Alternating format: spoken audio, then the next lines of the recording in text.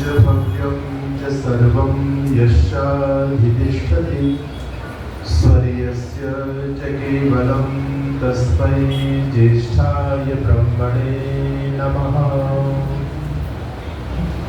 मंचस्थ सभी अतिथि महानुभाव, हमारे बीच में समुपस्थित दिल्ली सभा के यशस्वी प्रधान श्रीमान धनपाल जी, दिल्ली सभा के यशस्वी महामंत्री श्रीमान भाई विनय जी और इस कार्यक्रम के संयोजक हमारे आदरणीय श्रीमान खट्टर साहब, आदरणीय चड्डा साहब,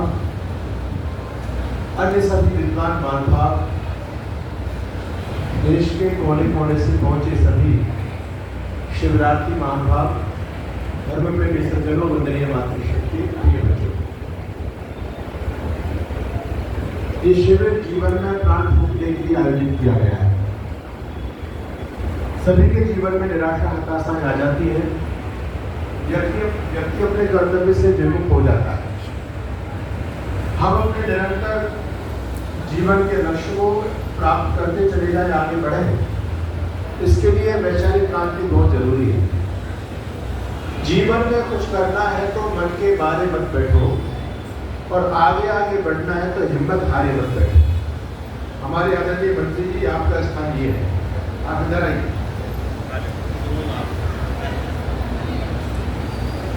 जो व्यक्ति पुरुषार्थी होता है, बच्चों मैं आपके ये बताना चाहता हूँ कि आप पुरुषार्थ करोगे, दूध जो गाय देती है ना, तो दूध मिलता है पुरुषार्थ करने से, बिना पुरुषार्थ के तो गोबर ही हाथ करता है। इसी प्रकार से जो व्यक्ति अपने जीवन में पुरुषार्थी होता है तो बहुत ऊंचाइयों को प्राप्त करता है। तो अभी आप लोगों का भविष्य है, आप में से कोई बहुत बड़ा अधिकारी बनेगा, कोई राजनीति के क्षेत्र में जाएगा, कोई समाज के क्षेत्र में जाएगा, तो आप लोग जितना पुरुषार्थ करेंगे उतनी बुलंदियों को प्राप्त करेंगे। लेकिन विचार सबके मूल में होता है, विचार ही व्यक्ति को महान बनाता है। विचार हमारी सबसे बड़ी संपदा है। अगर व्यक्ति विचार शून्य है तो वो जीवन में कुछ भी नहीं कर सकता। वैचारिक क्रांति एक ऐसी क्रांति होती है जिसके सामने दुनिया की सारी क्रांति बोनी पड़ जाती है। एक विचारी था जो बालक मूलशंकर को महर्षि दयानंद बना करके चला गया।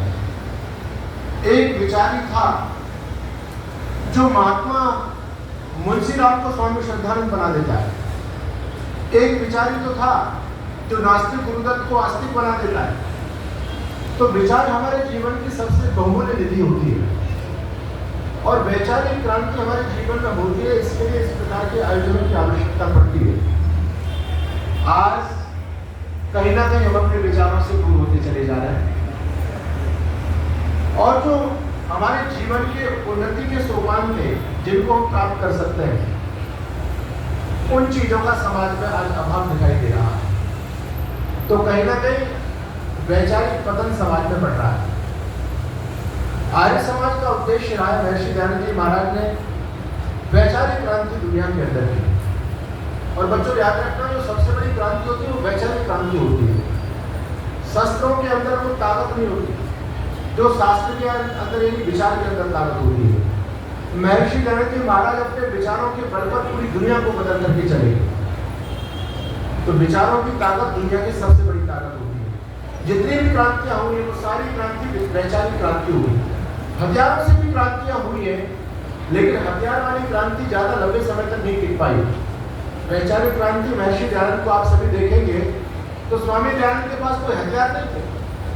महर्षि दयानंद को एक व्यक्ति ने लाठी दे दी जब जंगल में जा रहे थे कि स्वामी जी लाठी अपने पास में रखो, जंगल में जा रहे हो तो भालू वाली बहुत सारे जंगली हिंसक जंतु मिल जाएंगे आपको। तो ऋषि दयानंद ने उस लाठी को फेंक दिया।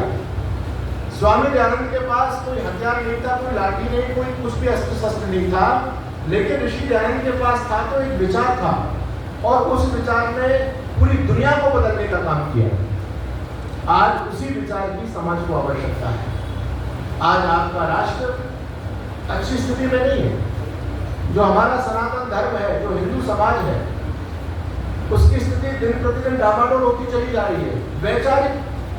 वैचारिक संपदा के अभाव में आज हम अपने बच्चों को विचार नहीं दे पा रहे हैं। जीवन की सबसे अनमोल निधि है विचार, लेकिन आज का अभिभावक बच्चों को सारी चीजें देता है, बच्चों को गाड़ी देता है, मोबाइल देता है, खाने की सारी व्यवस्था देता है, आवास देता है, लेकिन जो उसके जीवन के लिए सर्वाधिक आवश्यक है वो विचार हम अपने बच्चों को नहीं दे पाए। हमारे बच्चों को विचार दे रहे मोबाइल और टेलीविजन, जो हमारे धर्म को नष्ट करने का षड्यंत्र कर रहे हैं, वो लोग हमारे बच्चों को विचार दे रहे हैं।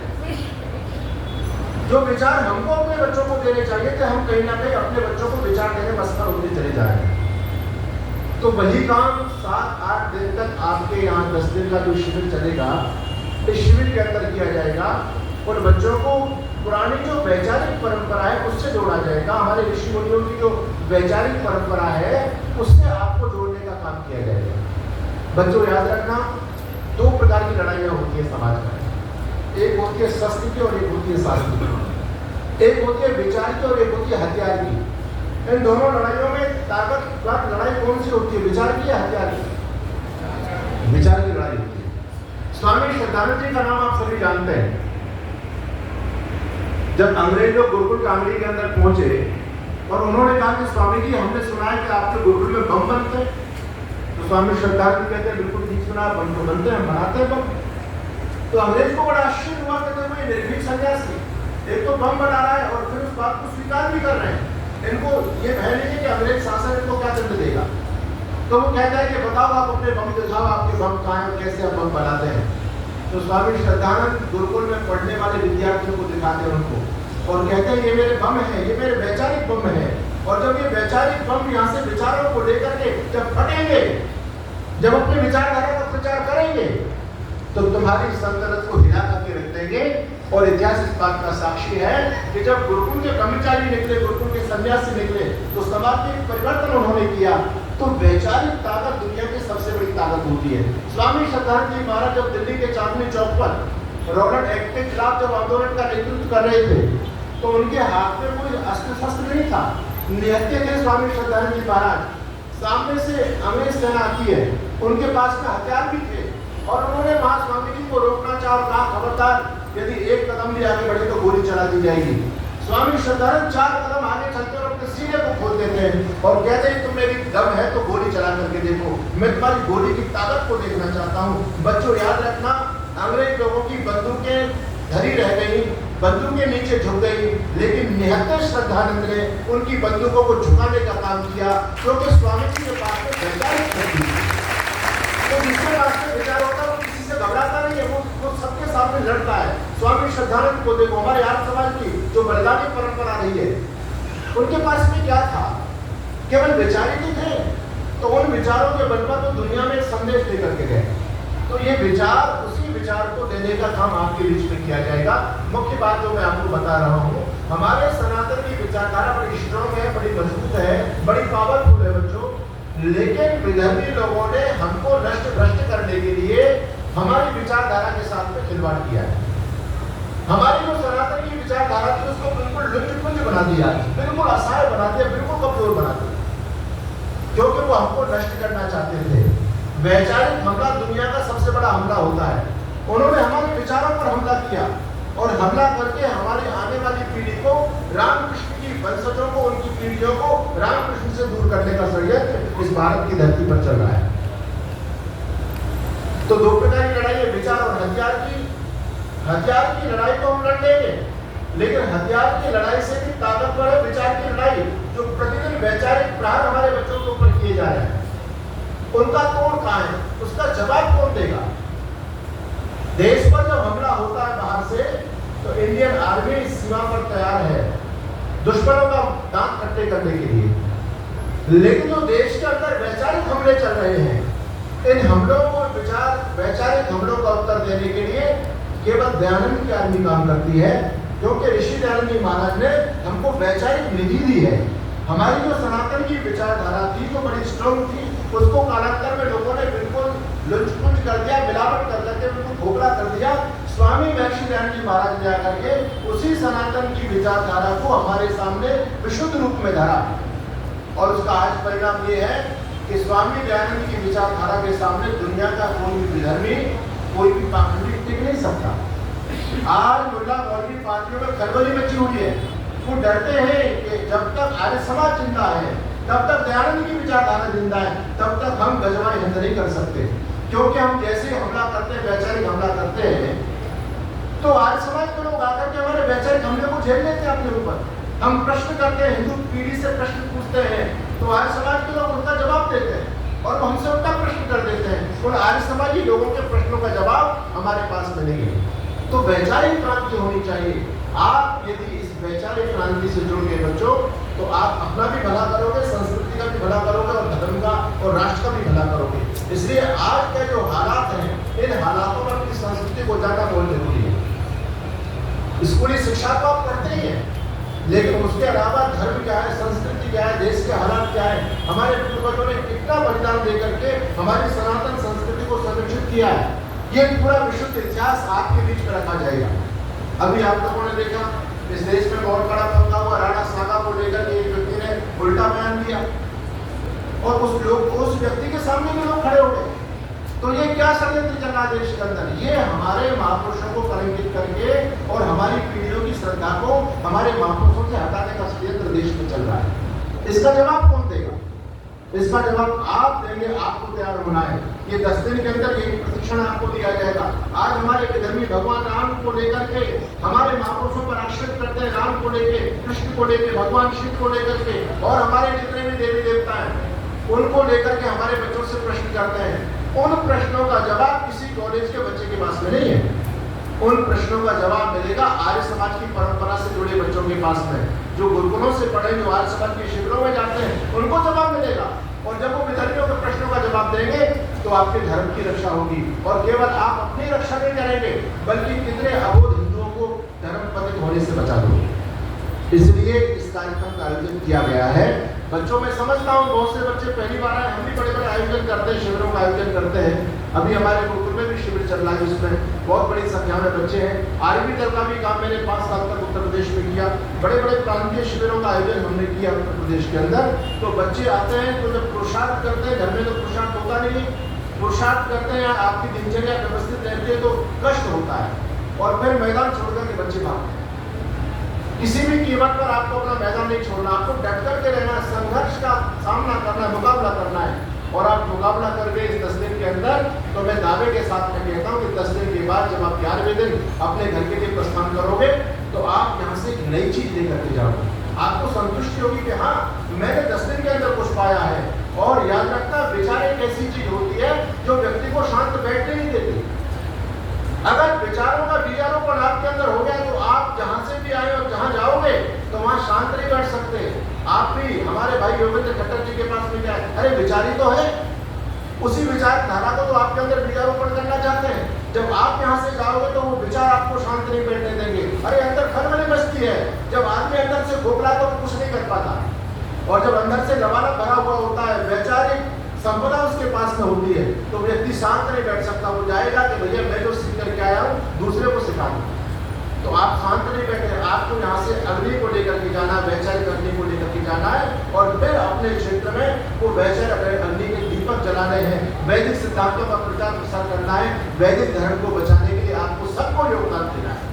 ये देश केवल क्रांतिकारियों का नहीं, हम सबका है। क्या ये देश उन्हीं का है जो युद्धों में मर जाते हैं, अपना लहू बहाकर टीका सरहद पर कर जाते हैं? ऐसा युद्ध वतन की खातिर सबको लड़ना पड़ता है, और संकट की घड़ियों में सबको सैनिक बनना पड़ता है। जो भी कौम वतन की खातिर मिटने को तैयार नहीं, उसकी संतति को आजादी जीने का अधिकार नहीं। किसके कितने लाल सरोने सीमा पर छिप जाते हैं, गुरु गोविंद जी के बेटे दीवारों में छिप जाते हैं। अरे घास फूस की रोटी खाकर राणा नहीं लड़े थे क्या? बंदा बैरागी के कर पर हाथी नहीं चढ़े थे क्या? झांसी की रानी लड़कर राजधानी मिटवा देती है, और कन्नादाय वफादारी में बेटा कटवा देती है। ये घटना उनको सूरज की लाली में रख देती है, और धारा रानी शीश काटकर भाग्य में रख देती है। बंधुओं, प्यारे बच्चों, उन्होंने अपने धर्म और संस्कृति के लिए बलिदान दिया। हम बलिदानी परंपरा से जुड़े हुए हैं, हमको भी तो योगदान करना ना देश के लिए कुछ। या विधर्मी इस देश का लगाते रहेंगे, हम हाथ पर हाथ धरकर के बैठे रहेंगे, हमारे रामकृष्ण की संस्कृति हमारे सामने बदनाम होती रहेगी, नष्ट भ्रष्ट होती रहेगी। क्या हम शांति से देखते रहेंगे? सब हमको पाप नहीं लगेगा क्या? अरे कितने लाखों लोगों ने बलिदान देकर के तब जाकर के संस्कृति की परंपरा हम तक पहुंची है। हमारा कर्तव्य होता है कि हम उन्हीं विचारों को आने वाली पीढ़ी तक पहुंचाएं, स्वयं विचारवान बने, उस संपत्ति के अधिकारी बने, और फिर उस संपत्ति को, वैचारिक संपत्ति को आगे भी प्रेषित करें। करें, तब हमारा कल्याण होगा, हमारा देश भी बचेगा। तो आप सभी विचारवान बने। 10 दिन तक डटकर के मुकाबला करना है आपको। एक भी पीरियड आप आलस से प्रमाद में बिल्कुल गंवाना नहीं है, बिल्कुल मत गंवाना। आलस जाएगा, आपको 4 बजे जगाया जाएगा, बहुत कठोर दिनचर्या आपकी होगी, लेकिन यदि आप टिक गए तो मामला बिगड़ जाएगा। भगवान कृष्ण कहते हैं, जिन कामों को करने में प्रारंभ में कष्ट होता है, अंत बहुत सुखदायक होता है, और जिन कार्यों का प्रारंभ सुखदायक होता है, उनका अंत बहुत दुखदायक होता है। अभी आप 10 दिन तक जो तपस्या करेंगे बहुत कष्ट होगा, लेकिन आप तपस्या करेंगे तो आप हीरे बन जाओगे, कुंदन बन जाओगे, जीवन भर आनंद उठाओगे। विद्यार्थी जीवन में व्यक्ति परिश्रम करता है, कष्ट होता है, सुबह जल्दी जगना, टेलीविजन नहीं देखना, दिनचर्या योग करना, यज्ञ करना, संध्या करना, कष्ट होता है। लेकिन प्रारंभ में जब बच्चा इस कष्ट को सह लेता है तो आगे जीवन में उसके बाहर होती है। तो संघर्षवान बनना है, यहाँ से विचारवान बनकर के आप जाए और उस विचार को जन जन तक पहुँचाए। आज 7 समंदर से पार से आकर के ईसाई लोग अपने विचारधारा को फैला रहे हमारे बीच में। उनका जवाब कौन देगा? उनका जवाब आप लोगों को देना, आप लोगों को तैयार होना है। तो उनको जवाब देने के लिए आपको तैयार किया जाएगा। ऐसे शिविरों की जगह जगह आवश्यकता है, पूरे देश में शिविर होने चाहिए। और आप लोग को क्षेत्र से आए जहाँ पर स्थिति बहुत डामाडोल हो चुकी है, तो आपको तो बहुत गंभीरता के साथ में, बहुत सतर्कता के साथ में अपने आप को तैयार करना है। मैं पूरी टीम के लिए, हमारे आदरणीय खट्टर साहब के लिए बहुत धन्यवाद करता हूँ। और जो इस प्रकार के आयोजन करते रहते हैं, हमारे आदरणीय विनय जी बैठे हुए हैं, हमारे आदरणीय प्रधान जी हैं, पूरी टीम बहुत अच्छा कार्य कर रही है। और मानव निर्माण का कार्य सबसे महत्वपूर्ण कार्य है, इस पर ध्यान देना चाहिए आर्य समाज को। इससे क्या आर्य समाज का भविष्य भी बचेगा। ये बच्चे हमारी पौध हैं, ये हमारी पीढ़ियां हैं। इनको यदि हमने वैदिक परंपरा से जोड़ दिया तो आपका धर्म सुरक्षित है, आर्य समाज भी सुरक्षित है, देश भी सुरक्षित है। तो बच्चों, आपका जीवन अच्छा बने, तपस्या करना, खूब डट करके मेहनत करना। 10 दिन गुरुकुल की दिनचर्या का आप आनंद लीजिएगा और यहाँ से जाकर के जो कुछ आपने सीखा है इसको प्रचार प्रसारित करना है, इस योग आपको बनना है। भगवान आपको शक्ति सामर्थ्य प्रदान करें। और हम सभी आयोजकों का अपनी दिल की गहराई से मैं धन्यवाद करता हूँ कि आप लोगों ने बहुत अच्छा ये काम किया है। ऐसे काम की समाज में आवश्यकता है जिससे हमारा देश, धर्म, संस्कृति सुरक्षित रह सकती है। बहुत बहुत धन्यवाद, सबको शुभकामना और आशीर्वाद। बहुत बहुत धन्यवाद आदरणीय स्वामी जी का। तालियों में मजा नहीं आया, एक बार फिर से तालियां हो जाएंगी।